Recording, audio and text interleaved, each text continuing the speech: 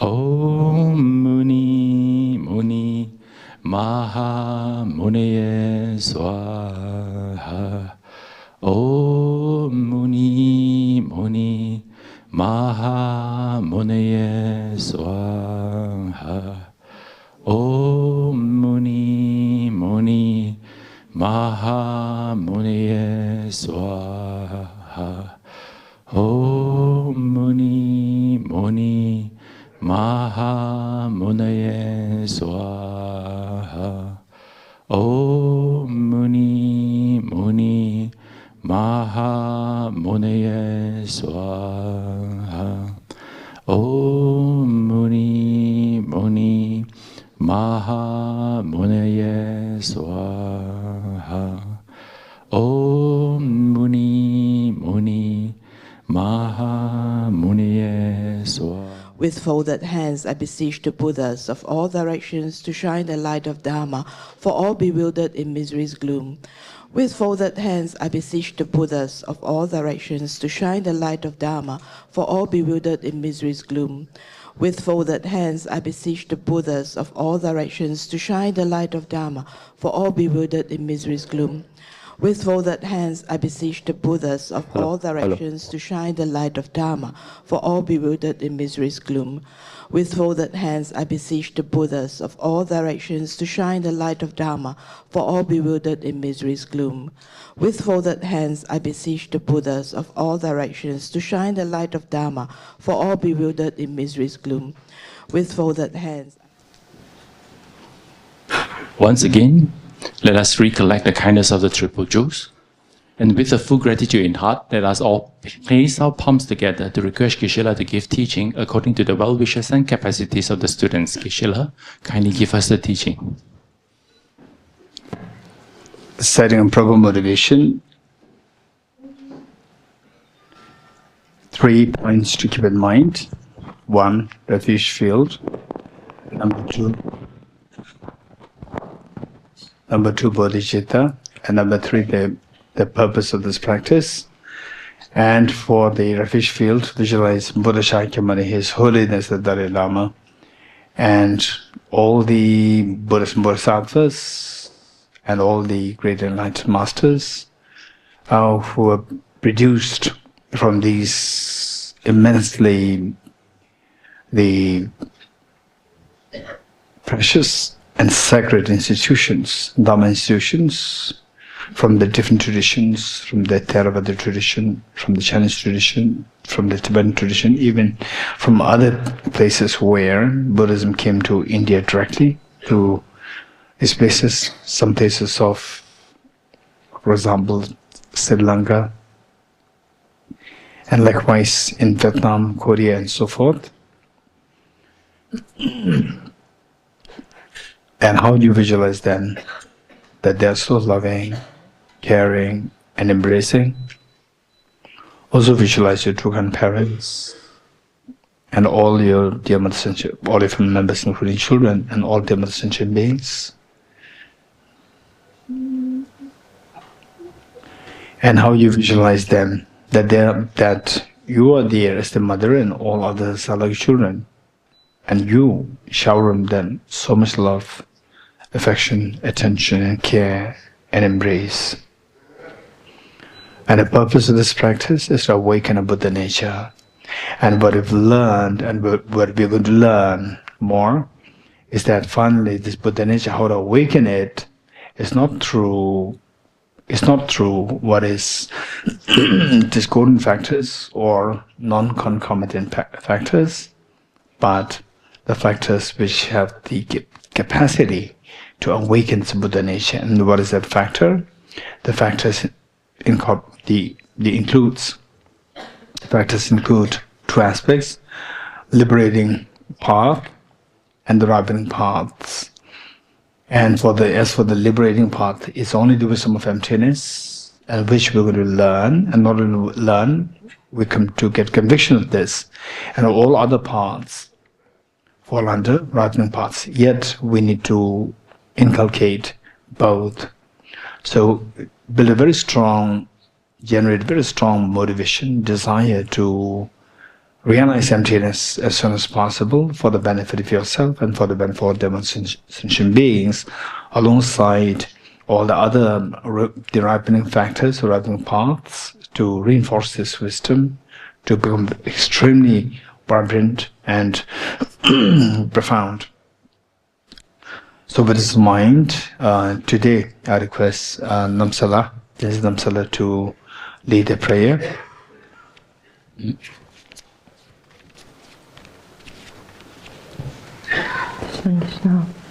Let us all turn to page number 3. Enthused by great compassion, you taught the Immaculate Dharma to dispel all erroneous views. To you, the Buddha Gautama, I pay homage. Enthused by great compassion, you taught the Immaculate Dharma to dispel all erroneous views. To you, the Buddha Gautama, I pay homage. Enthused by great compassion, you taught the Immaculate Dharma to dispel all erroneous views. To you, the Buddha Gautama, I pay homage. Sangye choda soge chognam la chanju pardo dani kyapsu che dagi hinso gyue sonam ki dola penje sangye duba sho. Sangye choda soge chognam la chanju pardo dani kyapsu che dagi hinso gyue sonam ki dola penje sangye duba sho. Sangye choda soge chognam la chanju pardo dani kyapso she dagi ginso gyue sonam ki dola penche sangye dupa sho. I go for refuge until I'm enlightened to the Buddha, Dharma and the Sangha. By my accumulations of the practice of giving and so forth, may I become a Buddha to benefit all sentient beings. I go for refuge until I'm enlightened to the Buddha, the Dharma and the Sangha. By my accumulations of the practice of giving and so forth, may I become a Buddha to benefit all sentient beings. I go for refuge until I'm enlightened to the Buddha, the Dharma and the Sangha. By my accumulations of the practice of giving and so forth, may I become a Buddha to benefit all sentient beings. Independent origination, there is no ceasing, no rising, no annihilation, no permanence, no coming, no going, no separateness and no sameness. I prostrate to the consummate Buddha, the supreme among all teachers, the one who taught this peace which is freed of elaborations. I prostrate to the mothers of the hearers, the hosts of Bodhisattvas and the Buddhas, the knower of all, which leads to hearers seeking pacification to complete peace, the knower of path which causes the Bodhisattvas with altruism to benefit help migrators achieve the aims of the world, and omniscience, the true possession of which helps the Buddhas expound a variety of teachings endowed with complete aspects of subjects. The one who has transformed into the reliable guide, motivated by altruism to benefit sentient beings. The teacher, Sugata, and protector, to you I make prostrations. The one who has eliminated the web of conceptualization and is endowed with the divine body of the vast and profound, who eternally shines forth the forever noble light rays, to you, the Buddha, I make prostrations. Inspired by wisdom and compassion, today in the Buddha's presence, I generate the mind of full awakening for the benefit of all sentient beings. The sense of dependent origination mantra. Om Ye Dharma Hetu Prabhava Hetum Tesham Tathagato Hyavatat Tesham Chayo Nirodha Evam Adi Mahashramanaye Swaha. Om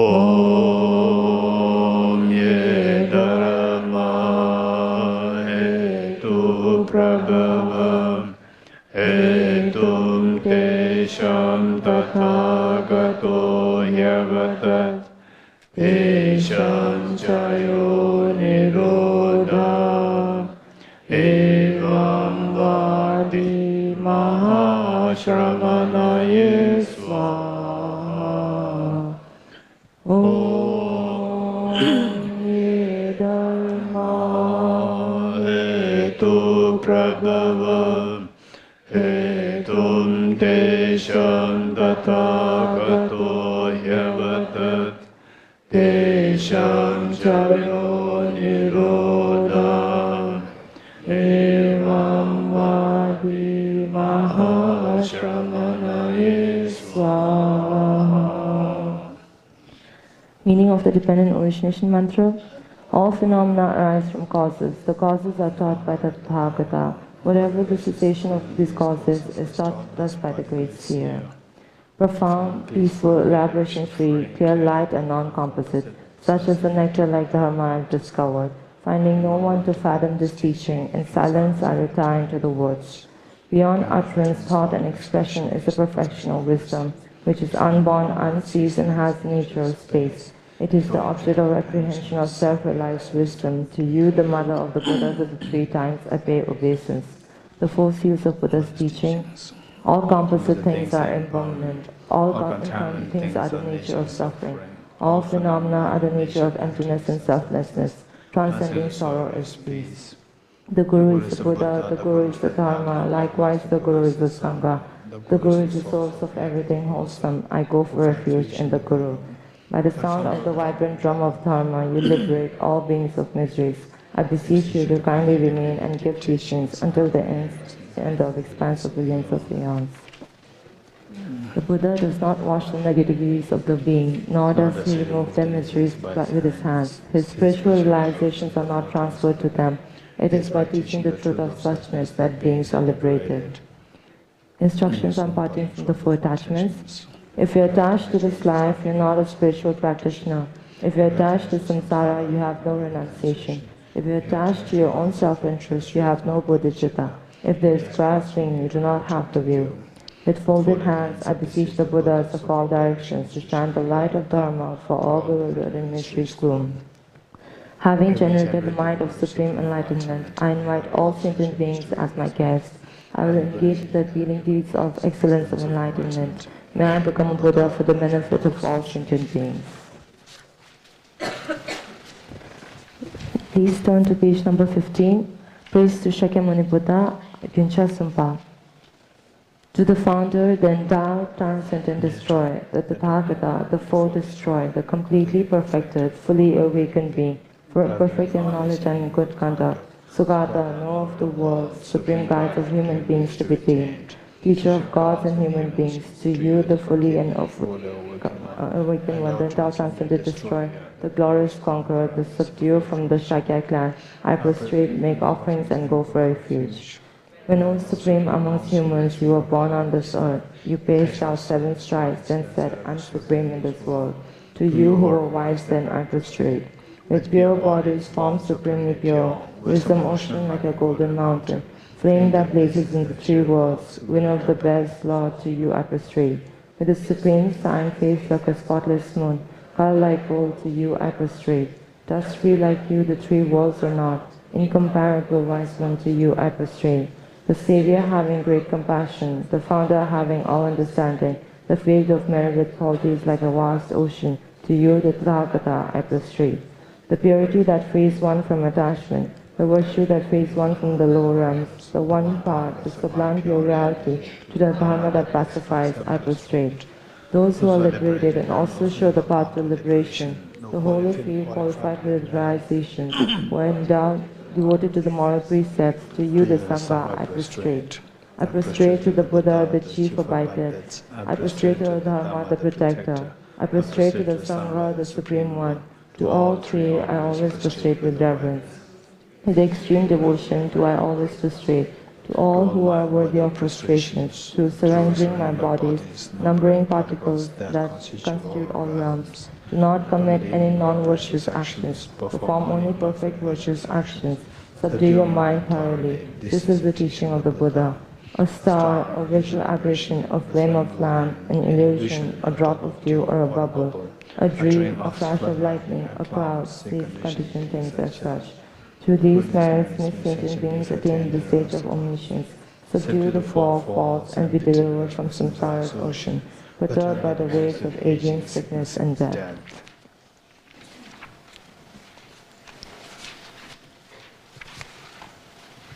While our prayer leader is looking for the page number, let me just quickly ask you, why are we reading this every day? Why? Anyone? Yes. Yeah. For one is good enough. No? Breakfast stay with one. Don't take too many food breakfast today. Only one is good enough. Anyone else? Carving emptiness answer. Anyone else? Over there? The Shramala.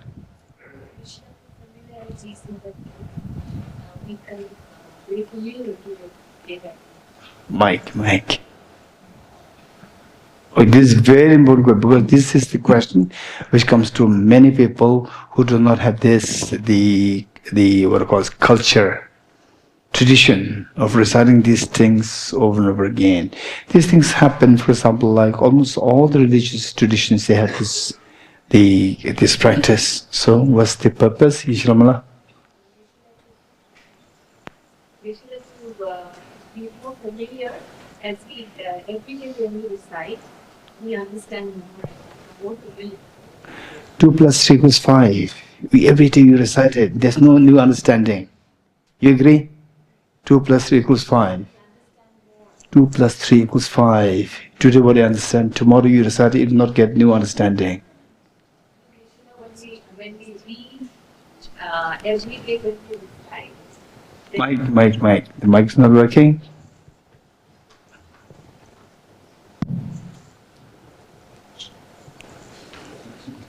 Okay. See, when I challenge is not, don't take it as a challenge. In a way, these are the means to make you think in a nuanced way. So very similar concepts which is contradictory to what you're saying.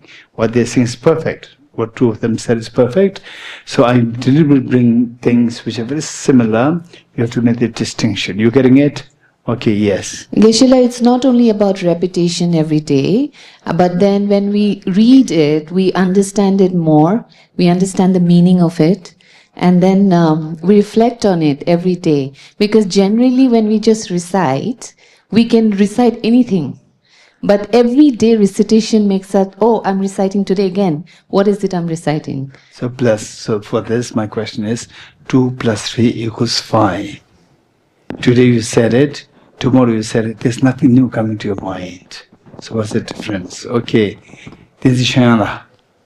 Mike, this is Shayala. Down. Yes, down. Yes, inshallah. Tashidelek Venerable Geshe, by repetition of the prayers, we are going to internalize the essence of the teachings, and it will be a part of us when we are repeating the daily. We internalize. For 2 plus 3 equals 5, can we internalize? It will be a part of our personality after a while. So 2 plus 3 equals 5, 1 is good enough. We don't have to say it many times. So what's the difference? So we need to think of this. You're getting it? This is very important. So what they said is correct.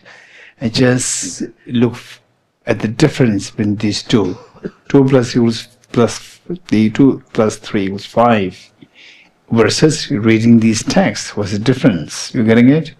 So repetition and so forth. Okay, here the Bhavanila and then Venerable, then we'll continue. Hey, hear him, gentlemen.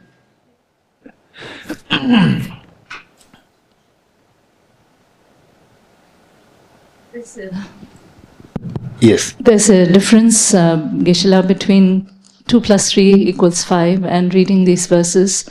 The difference is you know 2 plus 3 is 5. There's nothing beyond that to explore, to reflect, to, as everyone said, to internalize. Every time we read the verse by experience, each time we read, a new meaning unfolds. And when we receive teachings from you, when we study and we reflect, the new meanings emerge. Even a single word, like, let's say, elaborations, so many nuances to that. Yeah, so... Very good. Very good. So what the Bhavanila is saying, in a way it's like saying that 2 plus 3 is like getting one piece of chocolate. You get it, done. Whereas the reading this text over and over again is like stacking the bricks. one by one, and then meanwhile, you just put the first brick. It's not house.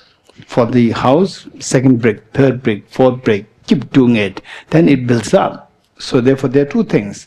One, you get one brick and you keep it as a decoration. This is work done. One's good enough. There's another one where our mind does not have that capacity to build the whole house in us, one stroke. So therefore, we need to do it every day. It becomes deeper, deeper, deeper, or broader, broader, broader. Okay, Venerable. 2 + 3 = 5 is just worldly knowledge. Whereas what we're doing is to transcend samsara, so it's for a purpose of our liberation and full awakening. And hopefully, one time that we read, we actually realize it. Say it again. Hopefully, one day, one time. One time, one day, we will actually understand and actually realize whatever is the meaning in there. Then We'll get out of samsara and we're done. well, Then don't do the prayers anymore. Well, if you're a Buddha, you don't have to do these prayers anymore. It's all internalized. Perfect. Very good. Yes, over there, Anila. Yes. Шепотели Гешела. Мы каждое утро читаем сутру сердца, потому что мы все с рождения видим самость вещей. И тут, когда мы читаем пустотность явлений, вот эти слова мы повторяем, и мы ежедневно, когда это делаем, мы изучаем вот эту вот пустотность всех явлений, поэтому это очень важная сутра, которая напоминает нам о пустоте самобытия. Поэтому мы каждое утро читаем и размышляем над этим. Venerable Geshe, we read Prajnaparamita Sutra every morning because it's very important, because we used to see things as objectively existent, and when we read this sutra, we reflect and we start to understand that the things not exist the way we used to see them. And that's why it's very important every day to read it again and again and to internalize this understanding and to make it deeper and better. Very good. And I'm very impressed by all the answers. Thank you so much. So that's what is known as the two wings of the bird to cross ocean samsara. One, we require the wisdom. Other, we require the method or the merit. And the merit means, like say for example, say to be rich, to get one piece of gold becomes rich, or to continuously get one piece of gold every day, which makes you richer. To get it every day. This is where the merit is accumulated. Merit accumulation is so important. Many people, particularly in the context of the modern education, people graduated from the modern education without exposure to this tradition. So that part, they don't really understand it, and they are not really convinced about merit accumulation. Some people, their merit is enormous, it's not visible outside. Some people, the merit is so less. How do we make no difference? Those people whose merit is enormous, these people, they are like, for example, let's say, there are two things there, two balls, a wind blows and one is moved, carried away easily. Other one's it remains so steady. What's the difference? One's so light and one is very heavy. So therefore the wind cannot move it. So likewise, merit accumulation makes you very grounded in the Dharma, and nobody can move you easily. So some people, they come to Dharma so intensely, be a part of Dharma, and you think that, oh, this person very soon will be able to benefit. The being so much, knowledge will be so good, and suddenly disappear completely. This very sad, this lack of the merit. Whereas some people, although their learning may not be so good, may not be too quick, but they're very steady, stable, nothing can move them. Keep going and they keep shining. And eventually they shine very stably, can be great inspiration for so many people. This is known as merit accumulation. So this merit needs to be accumulated. So every time we do that, it's the mental energy, mental strength. It's for example, like say for example, like this and somebody else's rosary, the thread, which of the two thread is stronger? We can just looking at it, we cannot say that. Pull it and one breaks and one doesn't break. So the merit is not visible, but this is something that is so important for us to continue the journey. Finally, job is to stop the tears, painful tears. This is job. For that matter, it requires two things. One is the energy to keep going towards the stopping of the painful tears. And the other one is the direction. The wisdom gives the direction. It will not take you to haywire. The wisdom will make sure that you actually go in that direction. So the wisdom and emptiness will make sure that you go in this direction, and the merit will make sure that you are actually moving in that direction. These two are required. Thank you so much. Yes. Page 31, the Heart Sutra, the Perfection of Wisdom Sutra, Arya Bhagavati Prajaparamita Hidra Sutra, Shirat Nyingbo. I prostrate to the Arya Triple Gem. Thus did I hear at one time, the Buddha was dwelling on the Mars of Vultures mountain in Rajgriha, together with a great community of monks and a great community of bodhisattvas. At that time, the Buddha was absorbed in the concentration on the categories of phenomena called profound illumination. Also at that time, the Bodhisattva Mahasattva Avalokiteshvara looked upon the very practice of the profound illumination of wisdom and beheld those five aggregates also as empty of inherent nature. Then, through the power of Buddha, the Venerable Shariputra said this to the Bodhisattva Mahasattva Avalokiteshvara: how should any child of the lineage who wishes to practice the activity of the profound perfection of wisdom train? He said that, and the Bodhisattva Mahasattva Avalokiteshvara said this to the Venerable Shariputra: Shariputra, any son of the lineage or daughter of the lineage who wishes to practice the activity of profound perfection of wisdom should look upon it like this, correctly and repeatedly, beholding those five aggregates also as empty of inherent nature. Form is empty. Emptiness is form. Emptiness is no other than form. Form is also no other than emptiness. In the same way, feeling, discrimination, compositional factors, and consciousness are empty. Shariputra, likewise, all phenomena are empty, without characteristics, unproduced, unceased, stainless, not without stain, not deficient, not fulfilled. Shariputra, therefore, in emptiness there is no form, no feeling, no discrimination, no compositional factors, no consciousness, no eye, no ear, no nose, no tongue, no body, no mind, no visual form, no sound, no smell, no taste, no object of touch, and no phenomena. There is no I element, and so on up to including no mind element and no mental conscious element. There is no ignorance, no extinction of ignorance, and so on up to no aging and death, and no extinction of aging and death. Similarly, there is no suffering, origination, cessation, and birth.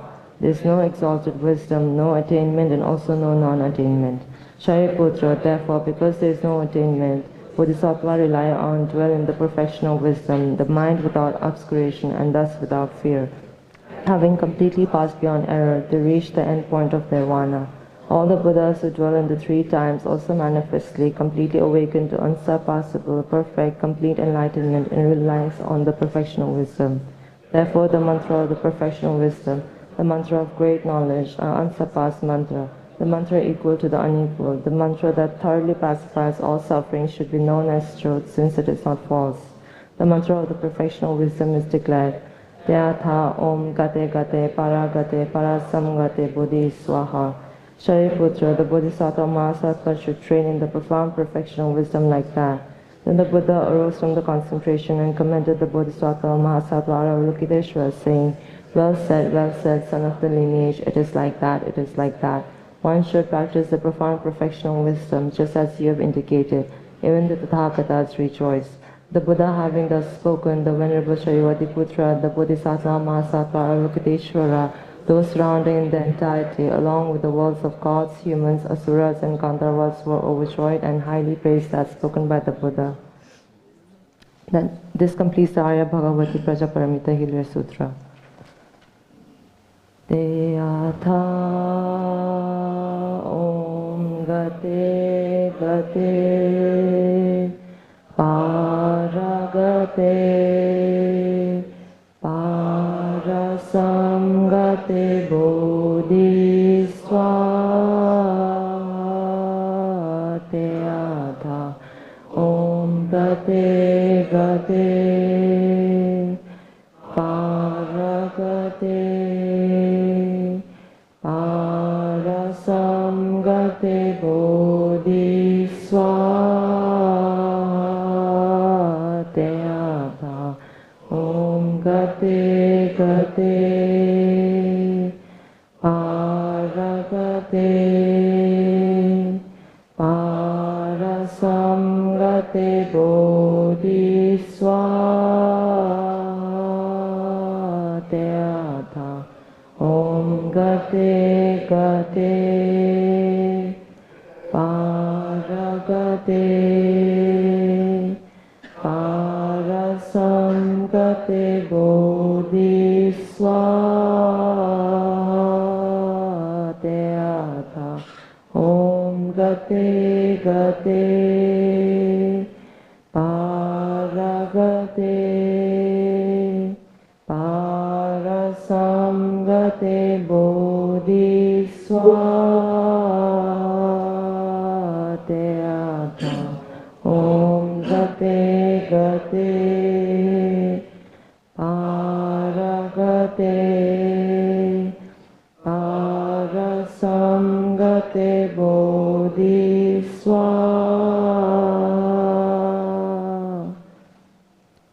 But the teaching of the three supreme jewels possessing the power of truth, may inner and outer hindrances be transformed, may they be dispelled, may they be non-existent, may they be pacified, may all negative forces opposed to the Dharma be completely pacified, may the host of 80,000 obstacles be pacified, may we be separated from problems and conditions harmful to the Dharma, may all enjoyment be according to the Dharma, may auspicious and perfect happiness pervade this place now. Please turn to page 34. 8 Verses of Training the Mind, Lotus Higama by Geshe Lamrim Thangpa. With a determination to achieve the highest aim for the benefit of all sentient beings, which surpasses even the wish-fulfilling gem, may I hold them dear at all times. Whenever I interact with someone, may I view myself as the lowest amongst all, and from the very depths of my heart respectfully hold others as superior. In all my deeds, may I probe into my mind, and as soon as the mental and emotional afflictions arise, as they endanger myself and others, may I strongly confront them and avert them. When I see beings of unpleasant character and those oppressed by strong negativity and suffering, may I hold them dear, for they are rare to find, as if I have discovered a jewel treasure. When others out of jealousy treat me wrongly with abuse, slander, and scorn, may I take upon myself the defeat and offer to others the victory. When someone whom I have helped and with whom I place great hopes mistreats me in extremely hurtful ways, may I regard him still as my precious teacher. In brief, may I offer benefit and joy to all my mothers, both directly and indirectly. May I quietly take upon myself all hurts and pains of my mothers. May all this remain undefiled by the stain of the 8 mundane concerns, and may I, recognizing all things as illusion, devoid of clinging, be released from bondage. Lama Tsongkhapa's Lamrim Dedication Prayer, verse 1. From my 2 collections, vast is space that I've amassed, from working with effort at this practice for a great length of time, may I become the chief leading Buddhas for all those whose mind's wisdom eyes blinded by ignorance. Page number 39. 7-limb practice, excerpt from the King of Prayers, the extraordinary aspiration of the practice of Samattabhadra, Samattabhadracharya Paridhan Raj, Papa Sangbo Chope Milam Ki Kyepo. I bow down to the youthful Arya Manjushri, you the Buddhas, the lions amongst humans, gone to freedom in the present, past and future, in the worlds of 10 directions. To all of you with body, speech and sincere mind, I bow down. With the energy of aspiration for the Bodhisattva's way, with a sense of deep respect, and with as many bodies as atoms in the world, to all you Buddhas, visualize as real, I bow down. On every particles are Buddhas numberless as particles, each amidst a host of Bodhisattvas, and I am confident the sphere of all phenomena is entirely filled with Buddhas in this way.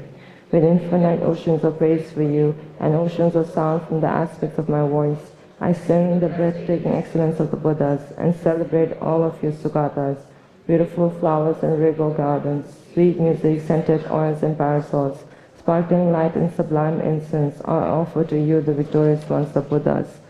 Fine dress and fragrant perfumes, sandalwood powder heaped high as Mount Meru, all wondrous offering with spectacular array, offer to you victorious ones. With transcendent offering peerless and vast, with profound admiration for all the Buddhas, with strength of conviction in the Bodhisattva's way, offer and bow down to all victorious ones.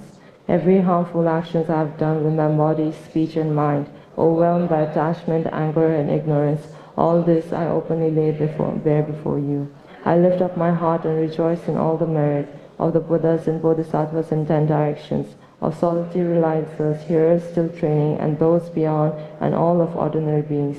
You who are the bright light of the world in 10 directions, you who have attained the Buddha's omniscience through the stages of awakening, all you who are my guides, please turn the supreme wheel of Dharma. With palms together, I earnestly request you who may have actualized parinirvana, please stay with us for aeons numberless as atoms of the world, for the happiness and well-being of all wanderers in samsara. Whatever slight merit I may have accumulated by making prostrations, offering and confessing, rejoicing and requesting that the Buddhas stay and teach, I now dedicate all this for the full awakening of all beings. Short mandala offering.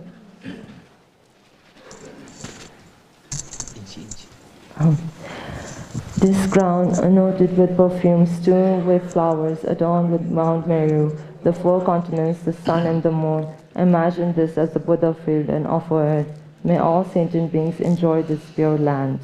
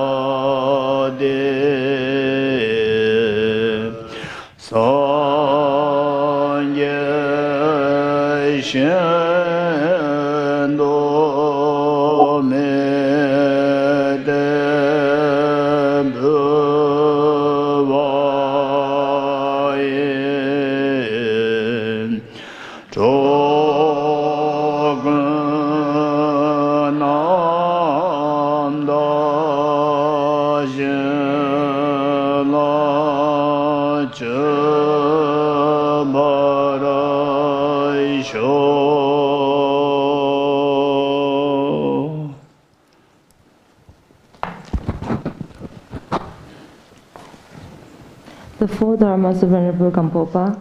May I be blessed that my mind is directed towards the dharma. May I be blessed that my dharma practice is on the proper path.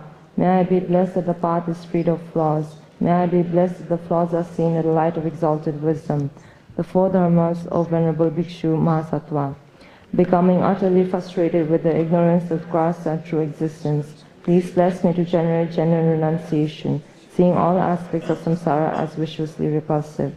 Please bless me that my mind stream overflows with the precious bodhicitta that cherishes other more than myself. Please bless me to have an immaculate experience of wisdom of emptiness that does not see even an atom of intrinsic reality on the basis of understanding how things come into being by dependent origination through mere conditioning.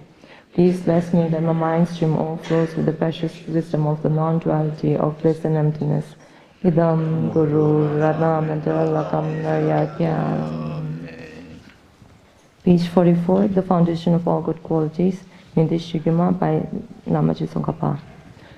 The foundation of all good qualities is a kind and perfect pure Guru. Correct devotion to them is the root of the path. By clearly seeing this and applying great effort, please bless me to rely upon him with great respect. Understanding that the precious freedom of this rebirth is found only once, and greatly meaningful and is difficult to find again. Please bless me to generate the mind that unceasingly day and night takes its sense. This life is as impermanent as a water bubble. Remember how quickly it decays and death comes. After death, just like a shadow follows the body, the results of virtuous and non-virtuous karmas follow. Finding firm and deficient conviction in this, please bless me to always be careful to abandon even the slightest negativity and accomplish all virtuous deeds. Samsaric splendors are unsatisfying and unreliable. Seeking them is the door to all suffering. Recognizing these shortcomings, please bless me to generate the strong wish for the bliss of liberation. Led by this pure thought, mindfulness, alertness, and great caution arise. The root of the teaching is keeping the Pratimoksha vows. Please bless me to accomplish these essential practice. Just as I have fallen into the sea of samsara, so have all mother migratory beings. Please bless me to see this, train in supreme bodhicitta, and bear the responsibilities of freeing migratory beings. Even if I develop bodhicitta, but I do not practice the 3 types of morality, I will not achieve enlightenment. With my clear recognition of this, please bless me to practice the bodhisattva's vows with great energy. Once I have pacified distraction to wrong objects and completely analyzed the meaning of reality, please bless me to generate quite quickly within my mind stream the unified path of calm abiding and special insight. Having becoming a pure vessel for training in the general path, please bless me to enter the holy gateway of the fortunate ones, the supreme Vajra vehicle. At that time, the basis of accomplishing the 2 attainments is keeping pure vows and samayas. As I have become firmly convinced of this, please bless me to protect these vows and pledges like my life. Then, having realized the importance of the 2 stages, the sense of Vajrayana, by practicing with great energy, never giving up the 4 sessions, please bless me to realize the teaching of the Holy Guru. Like that, may the Gurus who show the noble path and the spiritual friends who practice it have long lives. Please bless me to pacify completely all outer and inner hindrances. In all my lives, never separated from perfect Gurus, may I enjoy the magnificent Dharma by completing the qualities of the sages in the past. May I quickly attain the state of Vajradhara. Mix among verse. English. You are Avalokiteshvara, great treasure of non-referential compassion, and Arimajeshri for the flawless wisdom, as well as Vajrapani, destroyer of hosts of demons without exception. Tsongkhapa, crown jewel of the stages of the land of snow. Lord Santapa, at your feet I make prostrations.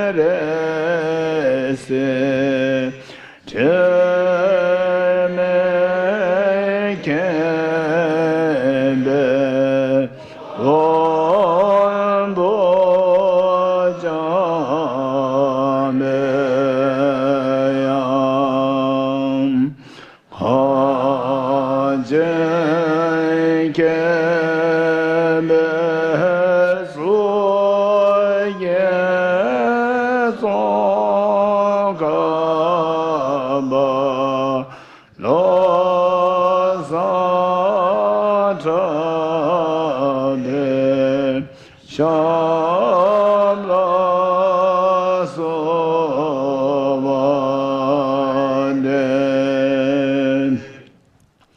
Meaning of the maximum verse. You are Avalokiteshvara, great treasure of non-reverential compassion, a Manjushri, master of flawless wisdom, as well as Vajrapani, destroy hosts of demons without exception, Tsongkhapa, crown jewel of the sage of the land of snows, Loseling at your feet and my prostrations. Okay, thank you, Namsala. This Namsala, thank you. Okay, now the main practice. Namsala, can you show? 5 minutes of shamatha meditation.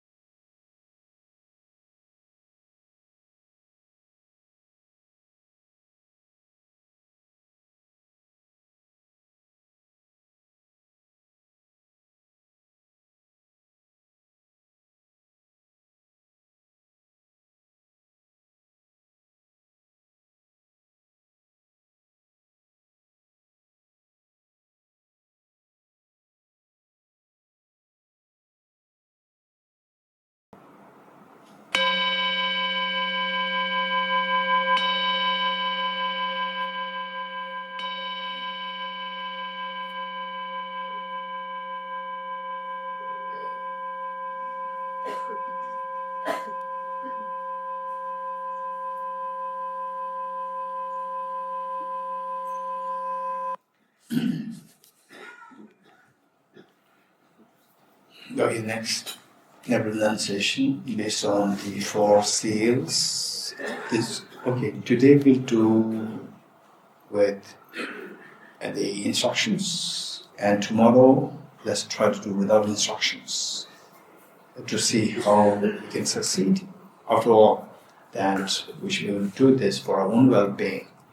When you're on your own, you should do that. So today let's do it with instructions, and tomorrow on your own. Ready?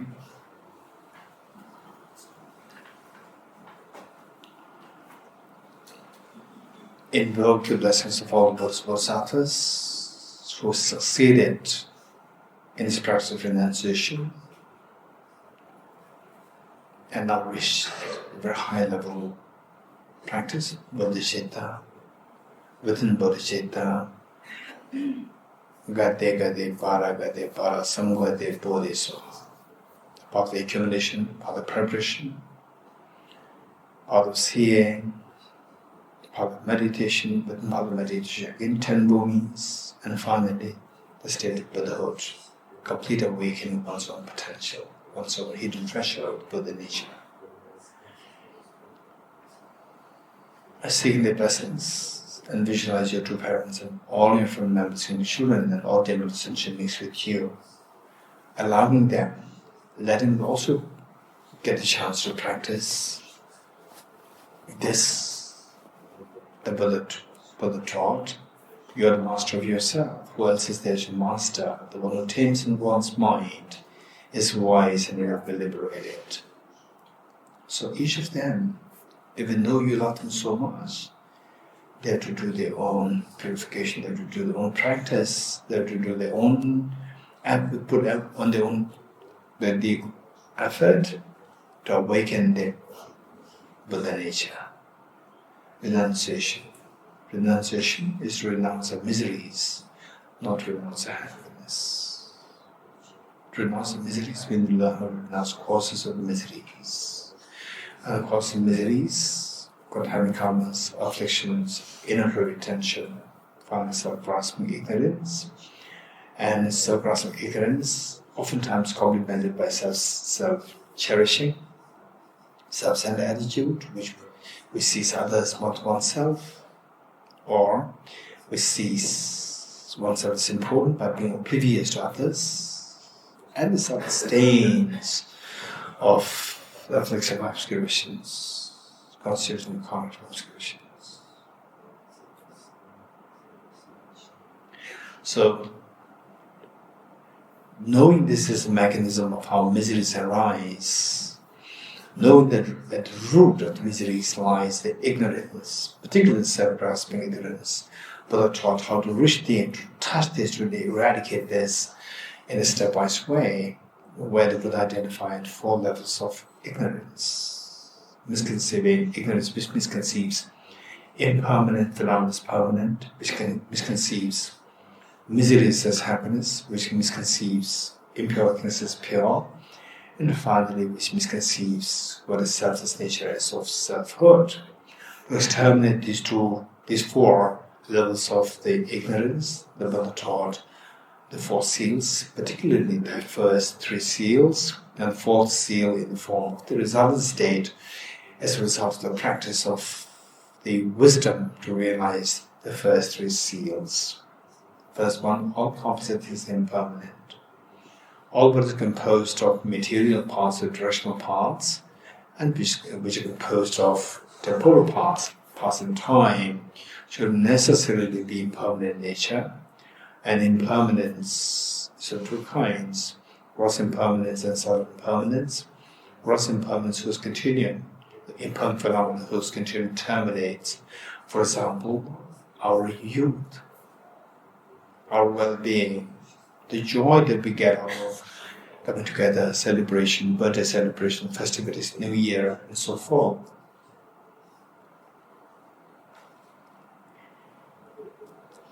And impermanence, eventually the impermanence of death, is so important for us to contemplate on this. Years ago, 100 years ago, 200 years ago and so forth, there were people of your same age, the health-wise same as you are now. And where are they now? They are gone. In those days also, they were parents, children, and children had so much expectation over their life, their career, and so forth. And parents likewise having so much expectation that their children become so good. Where are they now? They are gone.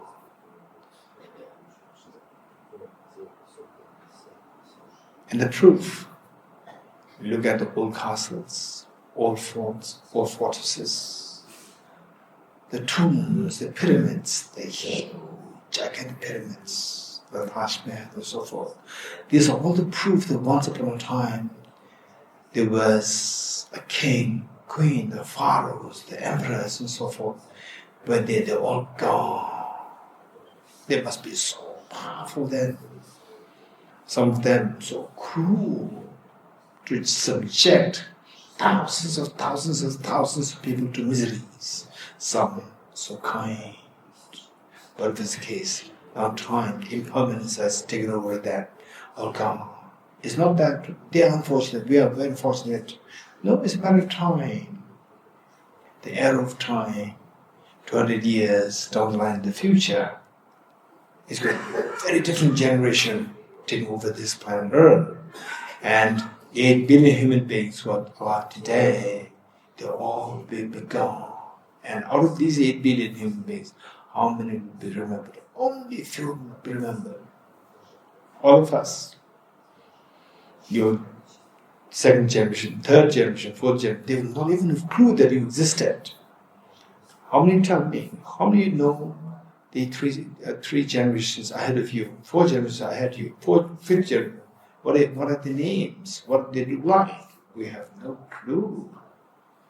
They all just faded away in history, just faded away, disappear. This is exactly what happened to us also, impermanence of death. It's for this reason that the Buddha taught whatever gathers will be separated,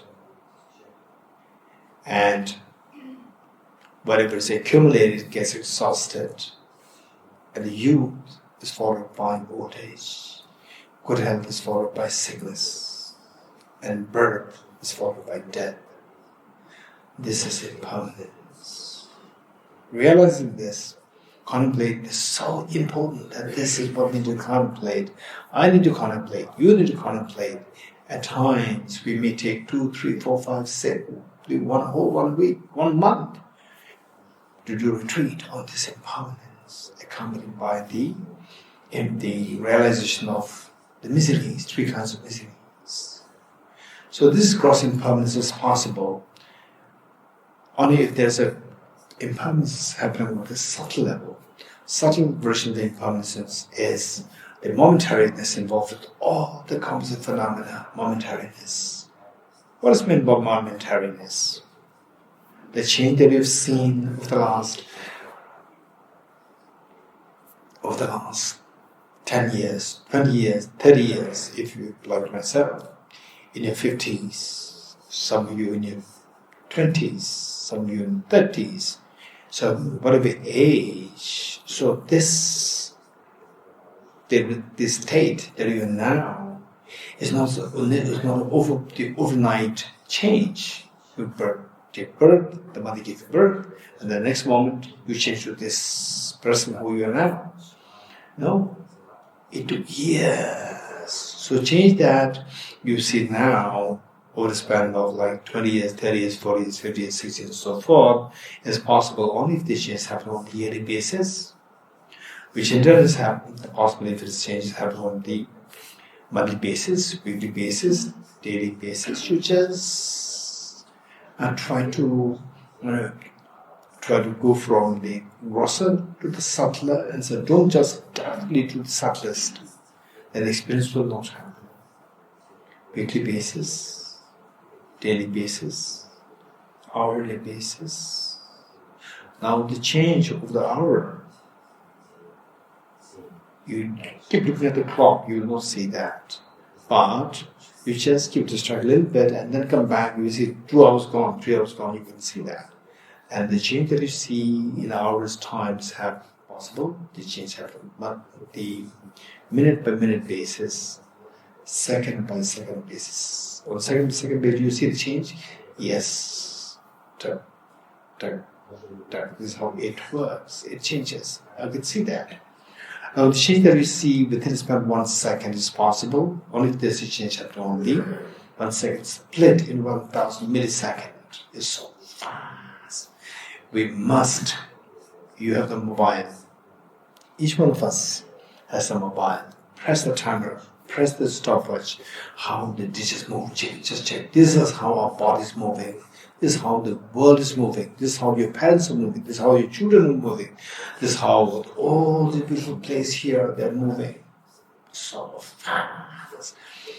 We feel otherwise, we see so beautiful place, extremely beautiful, clean, and environment. The monks taking care of the whole campus, and monks debating and so forth. But the moment you realize impermanence, subtle impermanence there, then this sense of involuntary pull stops to discover a deeper reality. Okay. So to realize this is quite scary. It is like that you are thrown in for a fast moving train. Faster the train moves, the more the fear. Why? You don't know where this train is going. If the train, who decides where this train is taking you? Driver. If the driver is your mother, no doubt they'll take you to picnic spots. But if the driver is either the terrorist or under the dictate of the terrorist, it'll only take you to the slaughterhouse. In our case, who's the driver? Our mind is the driver. Our mind has been driving us since time immemorial, life after life, and finally we reach here. And from here again, it moves so fast to the next life, to the next life, and so forth. Unless we put conscious effort, we never know where this driver is taking us. And this driver, the mind per se, this deep inside there's a Buddha nature, but it's obscure, taken over by the worst of the demons, worst of the contaminations, self-grasping ignorance, complemented by self-centered attitude. As long as we are dictated worst of the contamination, self-grasping ignorance, we continue to. This is the terrorists will take us only to a slaughterhouse. What kind of slaughterhouse? Like miseries, 3 kinds of miseries: suffering, change, and pervasive condition suffering, which the Buddha identified as, which the Buddha taught as all contaminated things are suffering in nature. Yes, NMC students, we are to see the miseries on a more and more subtle level. For the ordinary people, suffering is the one which scares us the most. But for more realized, suffering is immediate, but suffering change is worse than that. That traps us, is so vicious, giving the facade of joy and happiness, and actually dragging us down to all the tears. Parents and children, they come together, there's so much joy and happiness. And the separation happens, tears come. This is how suffering change is so devious, so vicious in ways to lure us, deceive us, to drag us deeper into the suffering. And even more realized beings will see the pervasive condition suffering as the ultimate source to be blamed for all the miseries. And those realized beings will see the suffering, the pervasive condition suffering as the worst. This is the mastermind of all the sufferings. It's for this reason that Acharya Dharmakirti in Pramana Kartika said that when the Buddha taught the truth of suffering is to be the realized, but Buddha meant the pervasive condition suffering.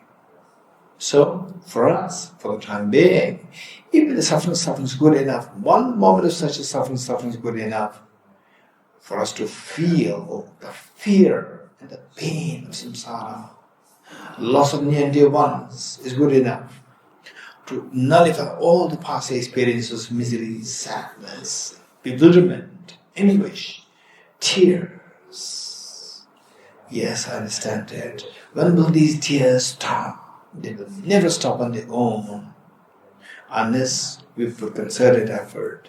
This is what Bodhisattva Deva taught in 40 verses, where he said, as for the beginning of miseries, as for the beginning of samsara, there is no beginning to all. As for the end of samsara, for the wise there is an end, for the unwise there is no end to samsara. What is meant by that? Where somebody is able to put conscious effort to stop them in a wise way, by getting the correct information, complete information, and systematic information. These are the wise people. This samsara has end. But for the unwise people, either being dragged by the suffering change, or driven by the wrong paths, the mistaken information, they are doomed to continue to suffer. Is there stop there? 2025 just stopped on its own. Yes, you're right. 2025 stopped on its own, but there are various different kinds of impermanent phenomena. Some invariably stop, some they never stop, some stop only with conscious effort. Like what? Your miseries, the tears and pains, they fall in this category. What kind of effort is required to stop them? Check. The Buddha taught, check the root of samsara. What is the root of the pain? And the root of pain, yes, awareness is in ignorance. So primitivizing the counterforce. Don't look for the counterforces which has nothing to do with even though they can be valid cognitions, but nothing to do with eradicating the miseries or the root of the miseries. So what is that counterforce which is suitable to counteract this ignorance effectively? It is the wisdom which realizes the emptiness. What is that wisdom like? Wisdom per se is a discerning mind whose apprehension of object tallies with reality. And what's the reality? The reality is what the Buddha indicated as the third seal, that everything is empty, everything's nature, emptiness and selflessness. What does that mean by emptiness? Okay, let us quickly meditate on this, given that the target of the audience here there is the NMC1, NMC2, and others from NDC 1, 2, 3, 4, 5. You also have some exposure to emptiness. So today we'll meditate on emptiness of a person who you truly, truly love so much, like your mom, dad, brother, sister, husband, wife, child, whatever. So somebody who you love so much, and then gradually taking these steps, and gradually we come to this sense that within me there is something involuntary pull there, excessive biases there, partiality there, and this I can realize with the determining the reality, everything is nature, emptiness, selflessness. I realize that these are very strong within me, and they calm down as my experience of emptiness deepens. Okay, just think of that person who we love so much. How does this person appear to you? Like a dream that your mind is creating? Subjectively your mind is creating it, or objectively it's so objectified, so solidified, objectified, so well defined, out there, independent of my mind. Of course, so objective, out there as independent of my mind. This belief is known as self-grasping ignorance. How do you know that this ignorance is not wisdom? Yes, to evaluate this, remember what Arjuna taught. If the mirage were to be water, while not those close by the mirage see water. Okay, let us all say this 2 times together. If the mirage were to be water, while not those close by the mirage see water. If the mirage were to be water, while not those close by the mirage see water. Okay, with this with the simple soul reasoning, we apply this to this person. Subjecting this person, but going closer to this person, which is technically known as subjecting this person to ultimate analysis. Subjecting person to ultimate analysis, whatever is not this person, you are not interested in the not person, you are interested in the person, that person who you love so much. And seeing that person so objectively real. In other words, you are interested in the objective person, objectively existent person who you love so much. Okay, now let's go closer to subject to see if the person does his subject. Going closer, you end up seeing the thin of the skin, behind that the fatty tissues, behind that the cartilages, the muscles, the whole skeleton, the heart, the lungs, the liver, spleen, stomach. All these sort of parts constitute the element earth. And of course, this element earth is not identified as intrinsically as the person or intrinsically as one with that person.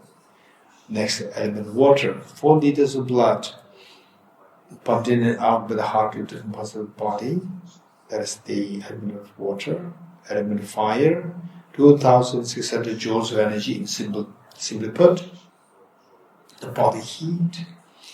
Element of air, 4.6 liters of air that you breathe in now through your lungs. Element of space, a vacuum, where your body is.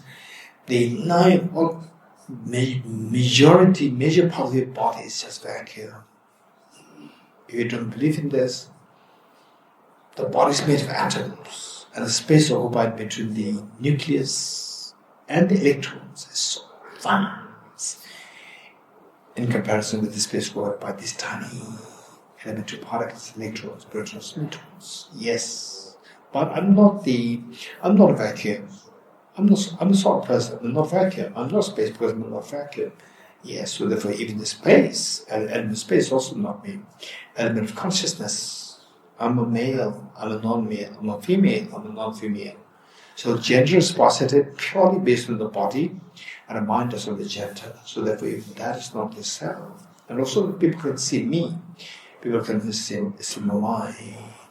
Even the element of consciousness, element of mind is also not me.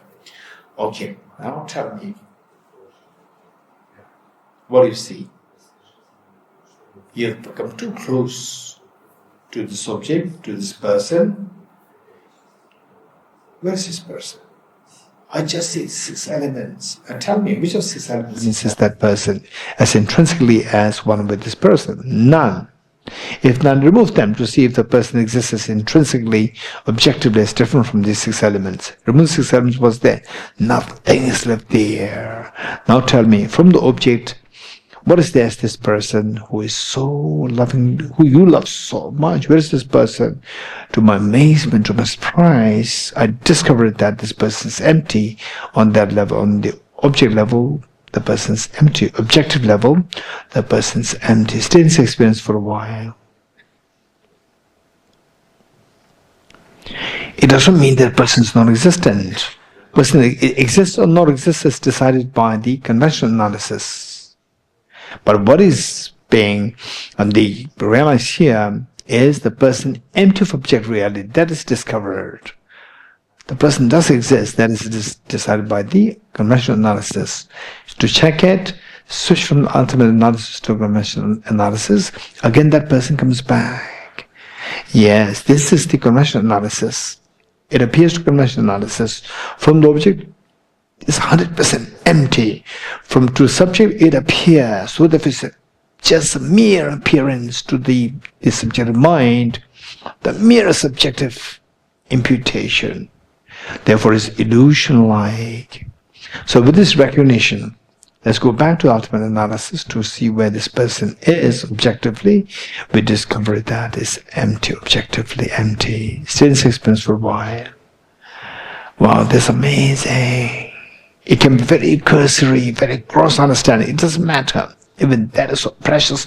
We have never taken the step since time immemorial till today, because of which we continue to have to shed tears. And today, we're revolutionizing our thinking, thereby hoping that we're going the direction to stop the painful tears of samsara. So precious. Yes, indeed, this meditation is so precious, so profound. But what's the benefit of this for me? Yes, just as this person who you love so much dissolves in the experience of emptiness, as such a tinge of fear comes to you, tinge of missing. Oh, where is this person who I love? It's not there. And for some, goosebumps can come on your body. For some, tickling sensation can flow through your body. And for some, extremely profound, tranquil, very serene feeling, very profoundly serene feeling can come at the core, arise at the core of your heart. Should any of these experiences happen, you're very, very lucky, very fortunate, meritorious. If it doesn't happen, don't worry. Study more. Contemplate more. Be consistent with this. This journey is so important. There's nothing more important than this journey of the wisdom and emptiness of bodhicitta. Continue this journey over time.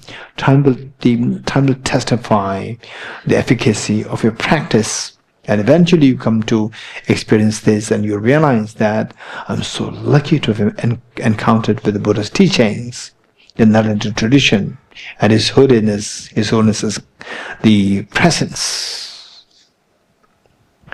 So with this, just as this person dissolves the vast expanse of emptiness to give rise to different experiences, likewise, if you subject all your miseries to the same analysis, you come to discover that they all are transcended, they all dissolve, they are transcended, and profound peace dawns in you.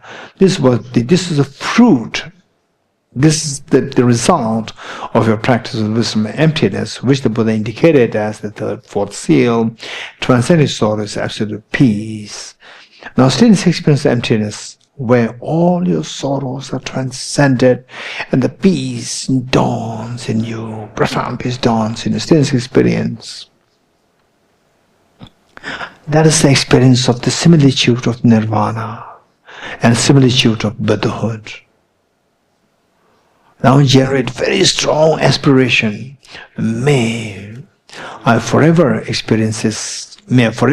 remain in this experience of the emptiness where all my sorrows are transcended. This aspiration is the final understanding, final experience of renunciation. There are other versions of renunciation. May I be freed from suffering. May I be freed from samsara. May I be freed from self-grasping and so forth. These are experiences of renunciation, but these are the cursory form of the understanding of renunciation. And the ultimate, most profound form of understanding of the renunciation is, may I forever remain in this experience of emptiness, where all my sorrows are dissolved, transcended, and peace dawns, absolute peace dawns. Okay, slowly come to this practice to move to the bodhicitta practice.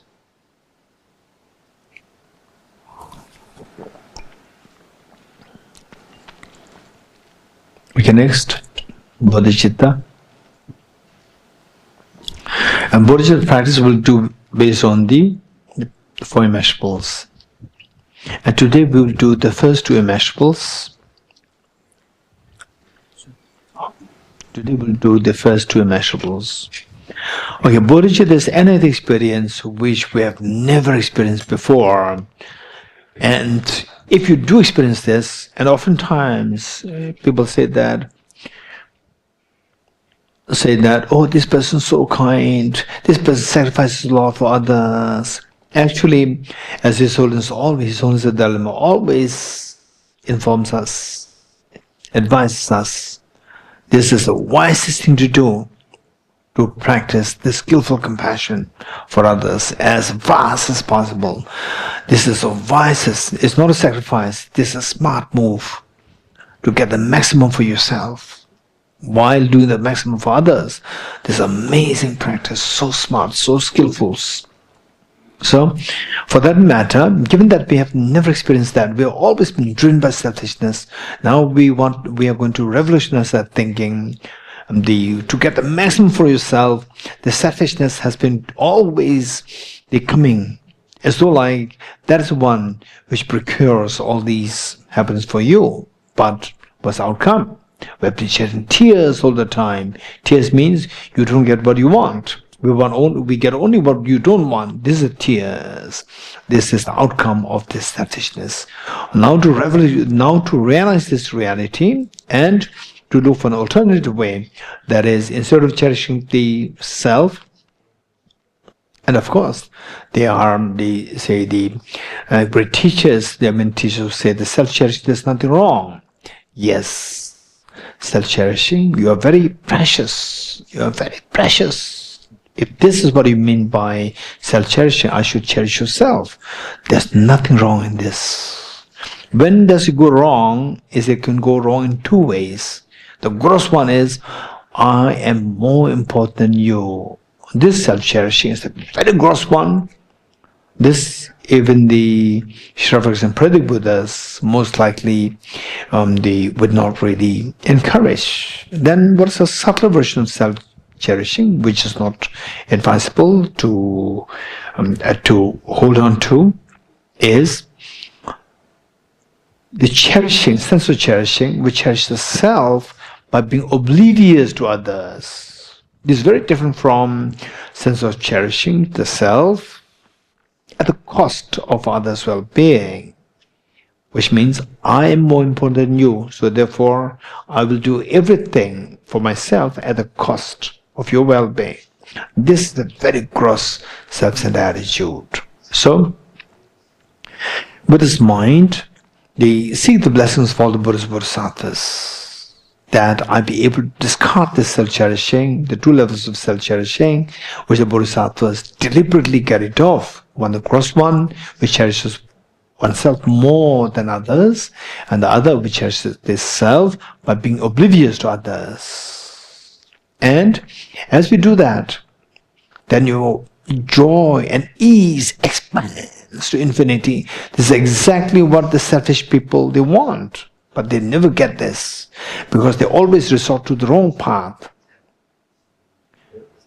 They always resort to the wrong means, selfishness rather than the other cherishing. So now we are becoming wise under the guidance of the Buddha Shakyamuni, His Holiness the Dalai Lama, and all Nalanda masters. With his mind, let's practice the first two immeasurables today, immeasurable compassion. And at times, these practices, some people feel that these are practices so superficial for us. These practices don't really resonate with my natural thinking. Yes, don't worry. Because it doesn't resonate with your thinking, therefore this is what is meant by revolutionizing your thinking. This is known as the practice. For example, when you practice music, when you practice the keyboard, first you mimic the teachers. Even by mimicking the teachers, no music comes out, only the noise comes out. The music is so superficial with you, it doesn't resonate with the skills. But you keep doing it, and gradually this noise fades away and the beautiful music comes out. This is what is known as practice. So we are doing the practice. We're not saying that let us invoke bodhicitta and you become bodhisattva now, you become Buddha now. This is not what is being expected. So therefore this is a process of the going there, which is known as the practice. So with this mind, immeasurable compassion, just let your mind flow in these thought processes. How good would it be that all my dear mother sentient beings are freed from suffering and the causes of suffering. Causes of suffering primarily consist of self-grasping, ignorance, self-centered attitude. May all my dear mother sentient beings be freed from suffering and the causes of suffering. I'll take the responsibility that all my dear sentient beings are freed from suffering and the causes of suffering. The Buddhas and Bodhisattvas witnessing that you're making such courageous commitment, the intense happiness proud of you, this pride and happiness invoke their compassionate minds to send forth nectars very soothing lights towards you and all dear sentient beings. The mere touch of lights and nectars with the bodies is yours. Washes up all the miseries and causes of miseries from the minds of sentient beings yourself. And you witnessing what is happening to you and all dear sentient beings, you're intensely happy. Take 3 deep breaths, sighing with relief.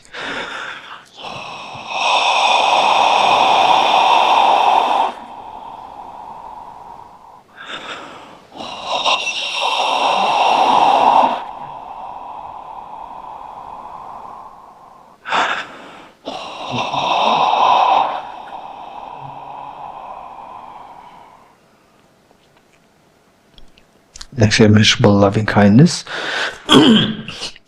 How good would it be that all my dear sentient beings are endowed with happiness and the causes of happiness. And the causes of happiness primarily the wisdom of the most fearless mind is the wisdom of emptiness, and the most beautiful mind of the Buddha that which cherishes others more than yourself. May all my dear sentient beings be endowed with happiness and the causes of happiness. I'll take the responsibility that all my dear sentient beings are endowed with happiness and the causes of happiness. The Buddhas and Bodhisattvas witness that you make such a courageous commitment, the intense happiness proud of you. This pride and happiness invoke their compassionate minds to send forth nectars for soothing lights towards you and all dear sentient beings. The mere touch of light nectars with the bodies of yours instills in all happiness and causes happiness within the minds of sentient beings yourself. And you witnessing such a miracle is happening to all the dear sentient beings, you're intensely happy. Take 3 deep breaths, sigh with relief.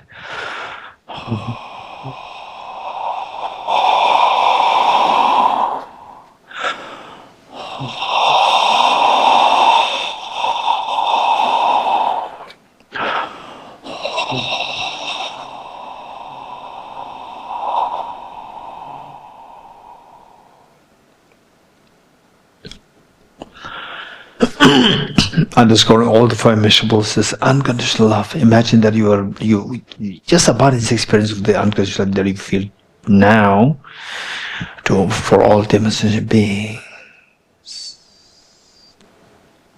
To the extent that you are looking at the eyes of each of the beings with total love and affection and embrace, that they feel themselves as so special in the eyes. With his mind, with folded hands, let us make a bodhicitta commitment 3 times together. May I become Buddha for the benefit of all my dear mother sentient beings. May I become Buddha for the benefit of all my dear mother sentient beings. May I become Buddha for the benefit of all my dear mother sentient beings. Just abide in this most beautiful mind of the bodhicitta. If even a part of this experience comes to you, will no doubt make you run to tears out of infinite ease. The wonder, the ease and the joy is so beautiful, to cherish. And this mind of the bodhicitta that you've generated, slowly transform this into a spotlessly clean moon disk, horizontally sitting with the heart. This is amazing. You made this bodhicitta today. You generate this bodhicitta today. His Holiness the Dalai Lama, the embodiment of the compassion, embodiment of the universal bodhicitta of all the Buddhas, is here to bless us. And my teacher, Venerable Geshe and all the great teachers are here. They're produced here, they're born here. and they are here to bless us. It's amazing that you made such courageous commitment to become Buddha. But remember, no matter how much you squeeze a handful of sand, no oil comes out. What makes you think that you can become Buddha? Yes, I'm not like a handful of sand. I'm like a handful of sunflower seeds, squeezing which oil does come out. I have a Buddha energy with me. I have the hidden treasure of Buddha energy within me. If this were the case, how come that is not activated, manifested since time immemorial till today? Yes, you're right. It's all because that I'm being deceived by the two demons from since time immemorial till today. I'm being deceived by two demons, self-grasping, ignorant, self-centered attitude. Today I'm disillusioned by these two things. I'm going to do everything to exterminate the two demons. What are you going to do? I'm going to resort to a very powerful remedy. What is the remedy? The wisdom of emptiness, non-dual wisdom of the Arya Bodhisattvas. I'm going to activate this to exterminate the two demons. Okay, let's quickly retrieve the experience of emptiness, which we meditated as the third of the four seals. The person you love so much, think of that person, and subject this person to ultimate analysis. You come to discover it's just 6 elements. Now tell me, in the eyes of this ultimate analysis, which of the 6 elements is to be seen as intrinsically, objectively, as one with that person? None. If none, then remove 6 elements to see if that person still exists objectively as intrinsically different from these 6 elements. Remove 6 elements, what is left? Nothing is left there. The person is nowhere to be seen. Now tell me, where is this person from the object? You have come too close to the object. Technically, if you were subjecting this person to the ultimate analysis, whereas this person is empty. To my amazement, from the object is empty. Objectively is empty. Stay in this experience for a while.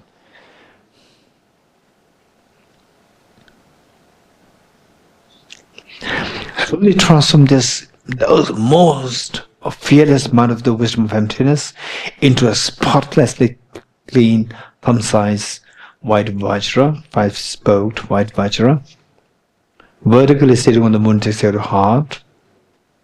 It is amazing. Now you have the moon, symbolic of the conventional bodhicitta, the most beautiful mind of bodhicitta, and a vajra symbolic of the ultimate bodhicitta, the non-dual wisdom of the Arya Bodhisattvas.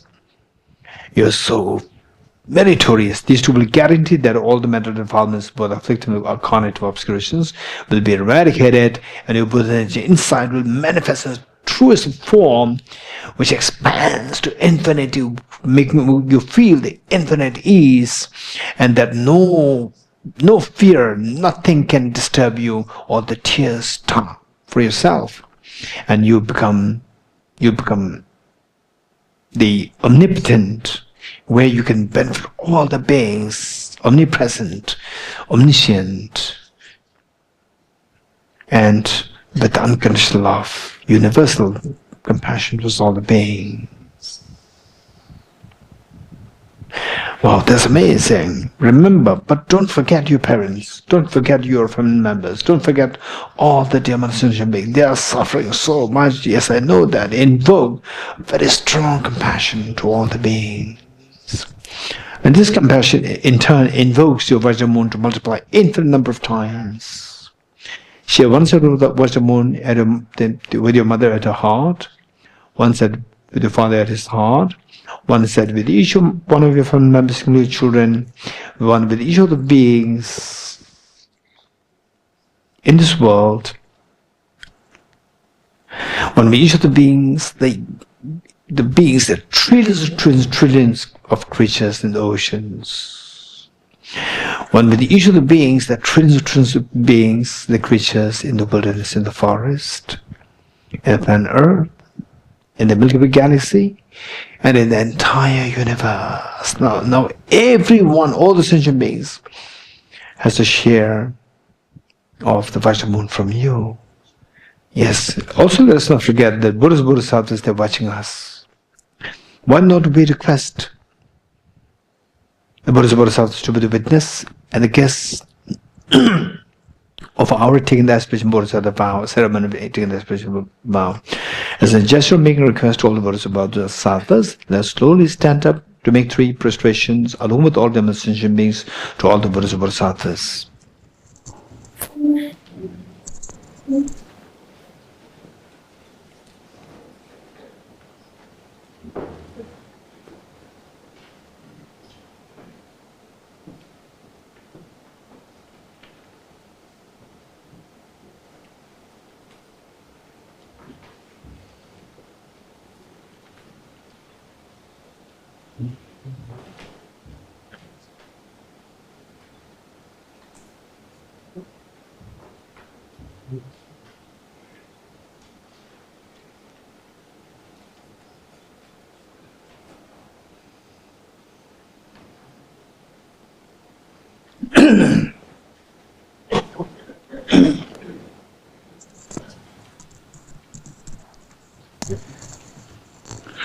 Okay, please see if you can sit on your right knees.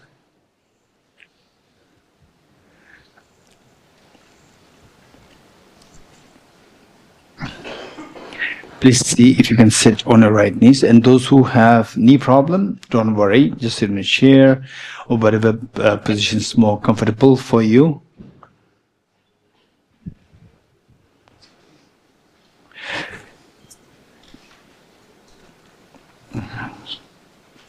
Okay, please turn to page. What page? 49. Page 49.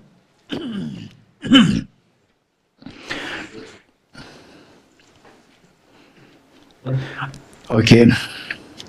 So now that we have invited all the Bodhisattvas, particularly His Holiness the Dalai Lama, is already here in our proximity. We're so blessed.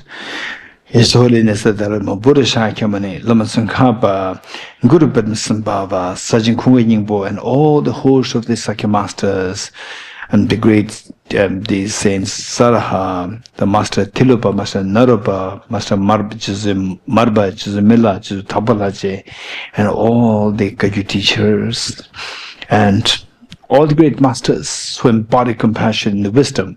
Just visualize all of them are in Nagarjuna, and all the Bodhisattvas with us. And they, like the parents, just imagine that you are a little girl, just age 4 or 5, or a little boy, age 4 or 5, and for the first time in your life, you are making public appearance on behalf of your school. And imagine how proud your parents will feel. And they leave behind whatever they have to do that day to join the audience, to waving the hands to you, saying that we are so proud of you, we're here to support you, we are so proud of you. This is exactly what happens to all Bodhisattvas today, here in this extremely sacred and holy place, where His Holiness the Dalai Lama is here in the same campus, blessing us, blessing all the beings. And my teacher, Venerable Geshe Bhante, and all the teachers are here, so blessed. And they, as you have requested, they come to witness, to be the witness, as well as to be the guest to our taking the ceremony of taking the aspiration Bodhisattva vow. And you, as although you're a very little girl, little boy, but very responsible, you bring along with you all your siblings to also give them the opportunity to take part in this program. So this is exactly what you do to all the dear sentient beings, bringing them with you to take the aspiration Bodhisattva here in this holy, sacred land, which is truly the embodiment of Nalanda, erstwhile Nalanda University, where once Nagarjuna was alive. Bodhisattva Arideva was alive. All these Nandamasters were alive. This is exactly what is the replicate here. Replicate of that here. So we're very fortunate. So with this mind, wholeheartedly, we'll recite these verses together. I'll just explain the first verse, and from tomorrow, no need to explain the meaning of this. We are undertaking a journey journey to enlightenment, to awaken a Buddha nature, to experience fearlessness, infinite happiness. And this journey is the most important journey. At the same time, it is quite a long journey because of this. And the journey which we have never undertaken thus far, so therefore we have no experience.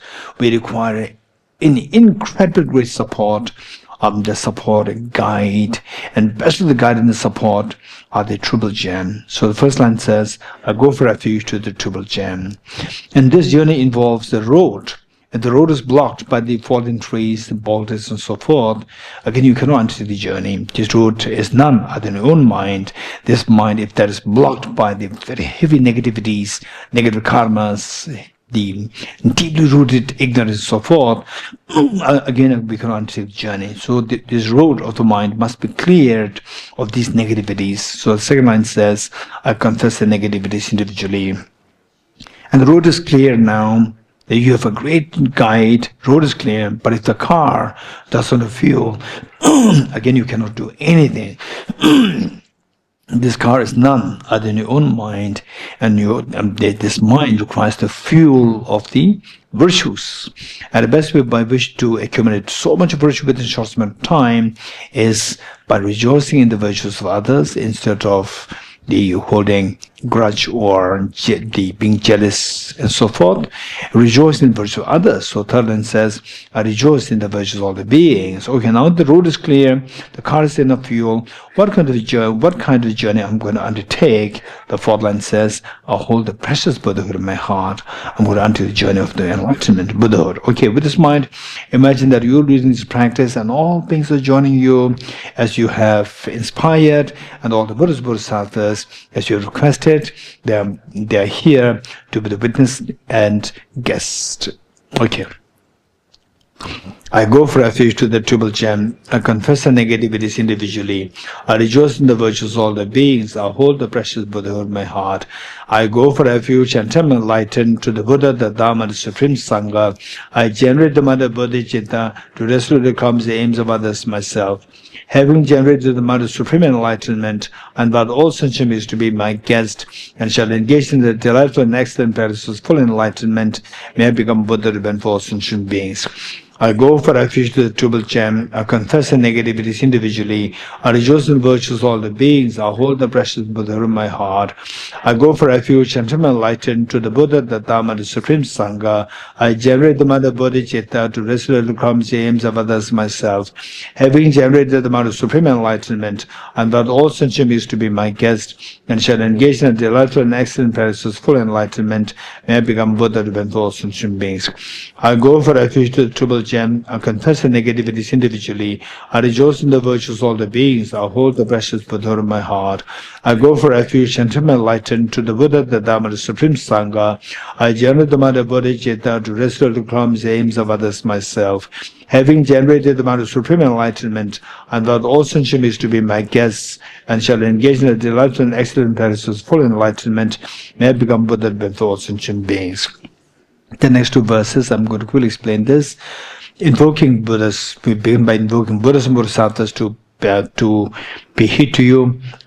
And in the history of the humanity, is there anybody who has completed this journey and thereby successfully the benefit of all the beings? Yes, 2,500 years ago, there was once a prince by the name Prince Siddhartha, and he succeeded in his journey. How did he succeed? He succeeded by creating two factors. The first factor, that he generated very strong motivation bodhicitta, wishing to become Buddha for the benefit of sentient beings. And the second factor, to materialize this aspiration of bodhicitta, he actually engaged in the Bodhisattva practices, which then allowed him to fully manifest the Buddha nature within. So if this is how he succeeded in this journey, I will also follow his footsteps by creating these two factors. Generate the very powerful motivation bodhicitta, and to materialize this aspiration of the bodhicitta, I will also engage in bodhisattva practices of 6 perfections, 10 perfections, so forth. Okay. Gurus, Buddhas and Bodhisattvas, please be here to me. Just as the previous Buddhas have generated the mind of bodhicitta, and just as they successfully dwell in the bodhisattva practices, likewise for the benefit of all sentient beings, I will generate the mind of bodhicitta, and likewise shall I too successfully dwell in the bodhisattva practices. Bodhisattvas, please be here to me. Just as previous Buddhas have generated the mind of bodhicitta, and just as they successfully dwell in the bodhisattva practices, likewise for the benefit of all sentient beings, I will generate the mind of bodhicitta, and likewise shall I too successfully dwell in the bodhisattva practices. Gurus, Bodhisattvas, please be here to me. Just as the previous Buddhas have generated the mind of bodhicitta, and just as they successfully dwell in the bodhisattva practices, likewise for the benefit of all sentient beings, I will generate the mind of bodhicitta, and likewise shall I too successfully dwell in the bodhisattva practices. Feel the joy of having received the bodhisattva, aspiration bodhisattva vow. So now repeat it 3 times after me. Om Sarva Yoga Chitam Upatayami. Om Sarva Yoga Chitam Upatayami. Om Sarva Yoga Chitam Upatayami. Om Surati Samayastam Ho Sitya Vajra Yatasukam. Om Surati Samayastam Ho Siddha Vajra Yatasukam. Om Surade Samayastam Ho Siddha Vajra Yatasukam. Sukam means I feel the bliss of having received in Bodhisattva vow, the pure bliss of the bodhicitta compassion, the universal compassion. Feel the joy of having received the Bodhisattva vow. And just imagine that after you make the performance, the parents, how proud they will feel. This is exactly what happens today. So you just imagine that your mother, all these many years, have been hearing complaints from the school about you. And today, again, the mother sees the school principal coming, escorted by the teachers, and the mother is so apprehensive. What kind of complaint today? No, we came here to congratulate you, the principal said. What for? The mother could not believe her eyes. For the first time today, she's hearing, congratulate you. What for? Your daughter and your son, although they're very young, just age 4 or 5, they are appointed as the best students of the school for this year. Just imagine how proud, how happy the mother would be. The tears from her eyes. This is exactly what happens to all Bodhisattvas today. All these innumerable lifetimes, the Bodhisattvas, they only wish that we shun the misery, we shun the causes of the miseries, negativities, and thereby we be freed from suffering. On the contrary, we always chase after the cause of the miseries. We continue to shed tears of pain. And the Bodhisattvas only wish that we embrace virtues so that you have abundance of happiness. On the contrary, we shun the causes of the miseries. We shun the virtues, and thereby we continue to remain deprived of the happiness. And today, what do? There's something very different, which is totally unexpected. This makes the day for all the Bodhisattvas. They're so happy today. This happiness and the pride that they feel today invoke the Vajra moon at their hearts to multiply infinite number of times. Like rain shower, these replicas, infinite numbers of Vajra moon from Bodhisattvas descend to merge with the one that visualized at your heart, thereby becoming non-dual, stabilized, and blessed.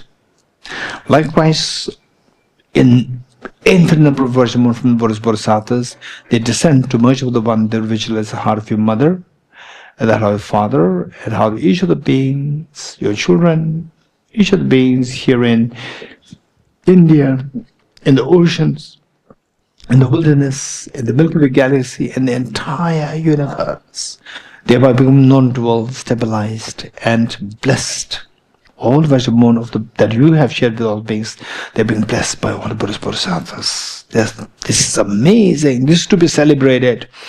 And of all the gifts that you can offer to the sentient, the dear sentient beings, there's nothing greater than this, and today you have gifted them with this gift.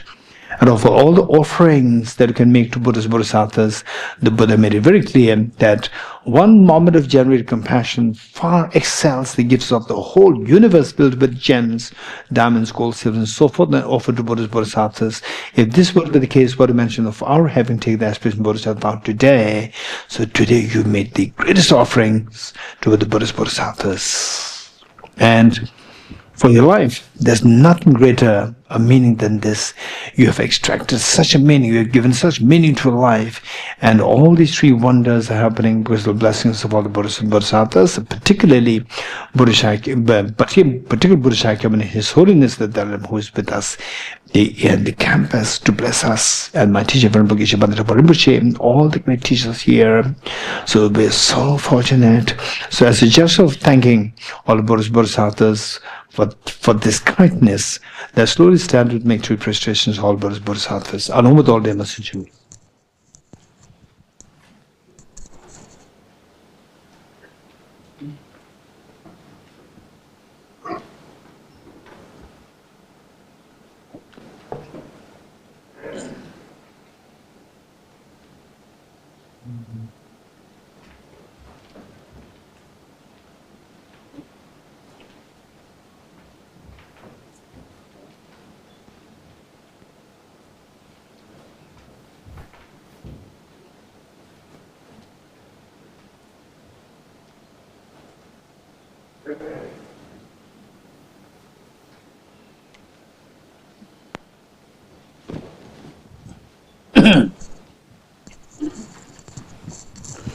Oh, you please take your seats.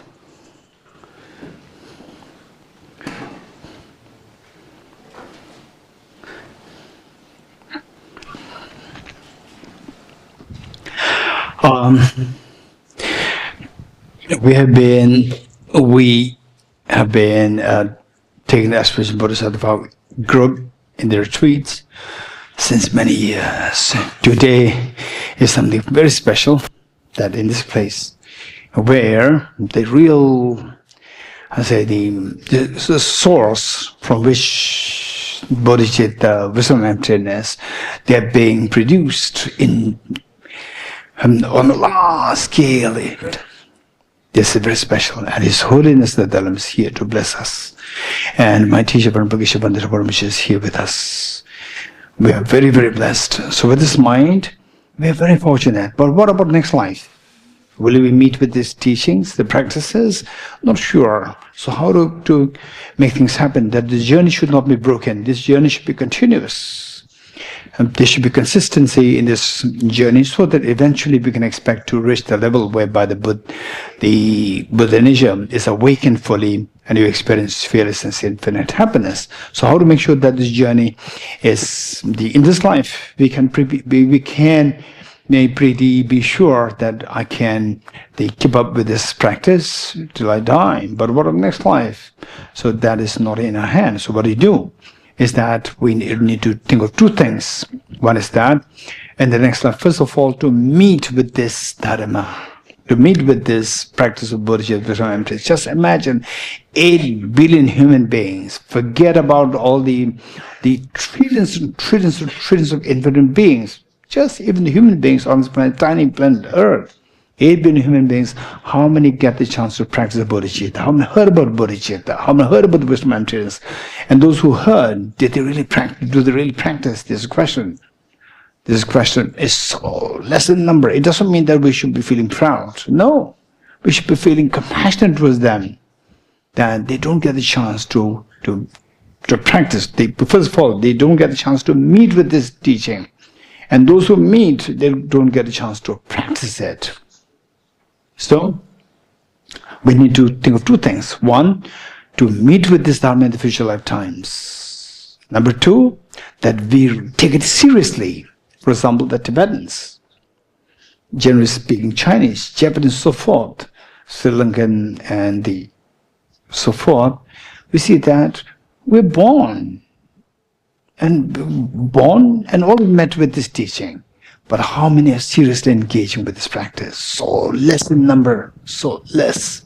So therefore, simply because of meeting with the Dharma doesn't mean that you rigorously engage in this. For example, you, each one of you, You came here with all your efforts, ticket, visa, PAP, and leave. It's not easy. So there's an urge inside, drive inside to be put here. So precious. That is missing in many people. This is not something guaranteed. This is so precious. So meeting is one thing, and then once met, then rigorously engaging in this, there's another thing. So we need to think of these two things, how to make these two things happen in the future lives. The first one, to meet with the Dharma, how to do that? While we met with this Dharma, make sure that we take the maximum advantage of this, number one. Number two, try to share this knowledge with others out of compassion, not out of the missionary attitude to convert, not with that attitude, just with the compassion, try to share this wisdom. Anybody who's interested, share this, number one. So that will create a karma in you to meet with the Dharma yourself in the future, number one. And also then include that in a form of very powerful aspiration. For example, Dharamsala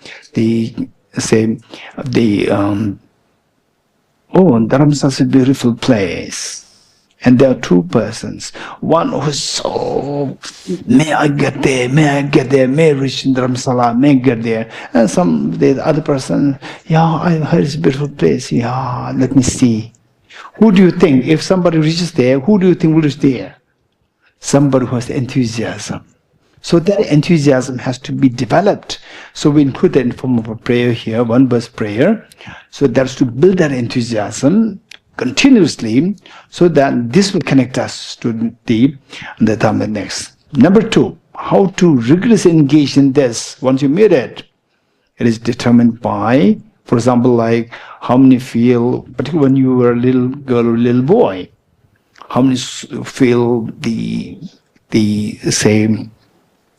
time as so rigorous and so fresh, and the time passes so fast, like Christmas, New Year, your birthday, time passes so fast, reasons. But when you were little, why time passes so fast? So now, why? Because you feel so happy. So happiness with a birthday, connected, these two are connected. So happiness with bodhicitta, connected. Bodhicitta goes so fast. Wisdom and goes so fast. So connecting joy, connecting happiness with the bodhicitta, with the wisdom of emptiness. This is what we have to do. So the following verses, after this verse, the verse is taken from Bodhisattva Chandradeva's text. That is for that purpose, to connect joy with the bodhicitta. And in the next life, for example, like these two little girls and the boy. Where is our cameraman? Okay, so three of them. They said, why bodhicitta? Why the kids retreat is just only for 2 days? Why? Why the elders is 1 week, 10 days? Why? Why kids only 2 days? Why? Which means they feel the joy, they're happy. So they're looking forward to that. They're looking forward. So that way, the thing is that the feeling of joy is so important to connect with the Dharma, to connect with bodhicitta. And these two little girls and the boy, just they're here and they spend hours and hours. They don't feel tired. They're happy. Whereas if other children they brought here, they feel so bored. They say, let me go, ice cream, teddy bear. But these three are not saying that. They have a connection. They have a connection. The karmic connection with the Dharma. So this is each one of us in our next life. Again, we have to start from the beginning. As a little girl, little boy. But you're going to be very different. Bodhicitta, instantly your ears will become like this. Where is bodhicitta? There's a joy coming in you. And then you will rigorously engage and go in there. For example, Jesus Narupa, just age 4, 5, 6. He was, whatever game that he was playing is all about the Dharma. And he was the prince. And he was pretending, he always, even in a game, play, he was like as a teacher. And then at age 13, he was counseling his parents that you should take me to Dharma, not to mundane world. This is how I can serve you, I can help myself. So look, this is what we, okay, with this mind, let's turn to page 50, the last verse. Throughout my future lifetimes, may I always be guided by the compassionate Buddha and be able to uphold the two precious bodhicittas even in the course of my life. Throughout my future lifetimes, may I always be guided by the compassionate Buddha and be able to uphold the two precious bodhicittas even in the course of my life. Throughout my future lifetimes, may I always be guided by the compassionate Buddha and be able to uphold the two precious bodhicittas even in the course of my life. In order to further increase this bodhicitta from now on, those with discernment who have lucidly seized and awakened mind of bodhicitta in this way should highly praise in the following manner. Today my life has borne fruit. Having well obtained this human existence, I've been born in the family of the Buddha and now in one of Buddha's children. Thus whatever actions I do from now on must be in accord with the family. Never shall I disgrace or pollute this noble and unsullied race. Just like a blind man with 6 jewel in heap of rubbish, likewise by some coincidence an awakened mind has been born within me.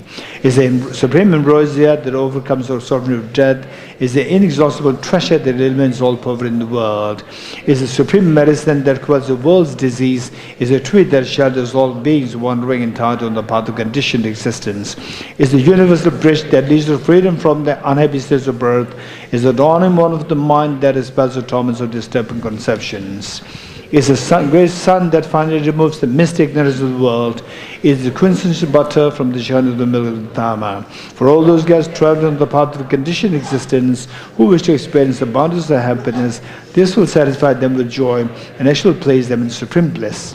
Today, in the presence of all the protectors and of the world to be guests, at a festival temporary and ultimate delight, may gods, demigods, and all be joyful. Dedication prayer, page 55. In the land and circled by snow mountains, you are the source of all happiness good. All-powerful champion say Tenzin Gyatso, please remain until samsara ends. Just as a brave Manjushri summoned Bhadra too realize things as they are, also I dedicate all this medicine in the best way that I might follow it perfect example. I dedicate all these rules of virtue with the dedication praise that the best all the Buddhas who appeared in 3 times, and so that I might perform the noble Bodhisattva's deeds.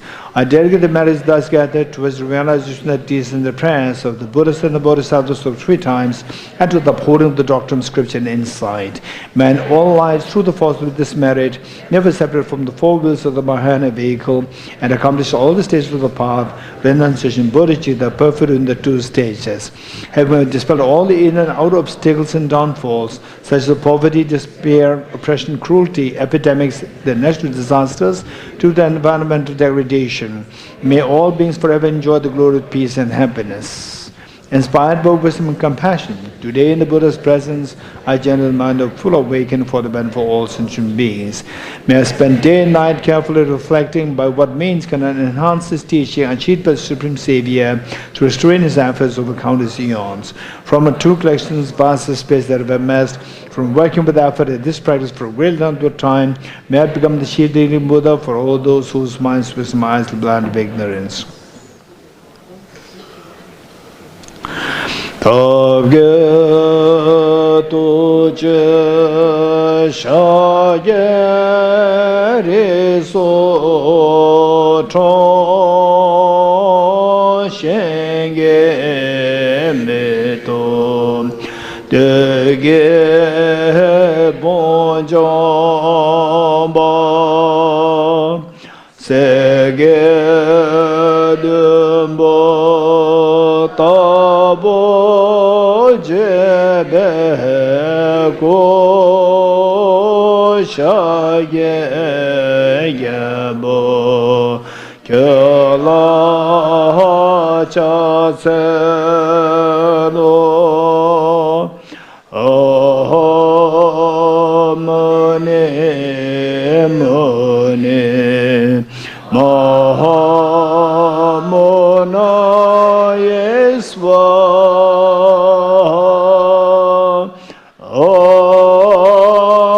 mone mone mahamona yeswa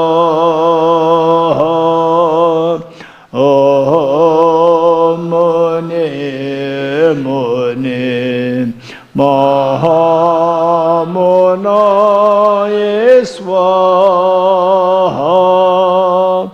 Om Muni Muni Mahamunaya swaha. Om Muni Muni Mahamunaya swaha. Om Muni Muni Mahamunaya swaha. Okay, 3 processions together.